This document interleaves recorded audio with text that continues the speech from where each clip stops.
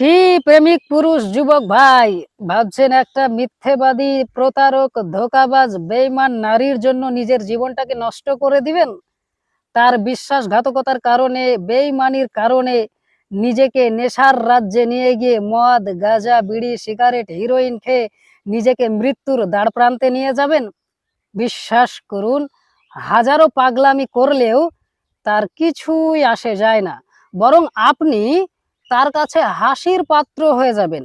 অন্য কারো কাছে গল্প করে বলবে যে এই ধরনের একটা মাতাল, গাঁজাখোর, মদখোর সে নাকি আমাকে চাইতো, আমাকে ভালোবাসতো। আমি তাকে পাত্তাই দিইনি। দেখো আজ মদ, গাঁজা খেয়ে কোথায় পড়ে থাকে। এইরকম ধরনের গল্প করবে। তাই যদি চাও যে প্রকৃতই কাউকে সন্তুষ্ট করবে, তাহলে আল্লাহ রাব্বুল আলামিনের পথে ফিরে আসো। আল্লাহ রাব্বুল আলামিনকে সন্তুষ্ট করো। আল্লাহ রাব্বুল আলামিনের আদেশ নিষেধ মেনে জীবন যাপন করো। দেখবে ইহকাল এবং পরকাল দুটোই আনন্দময় হয়ে গেছে। দুটোই সুখ স্বাচ্ছন্দ্যে ভরে উঠেছে। তাই রবকে খুশি করার চেষ্টা করো।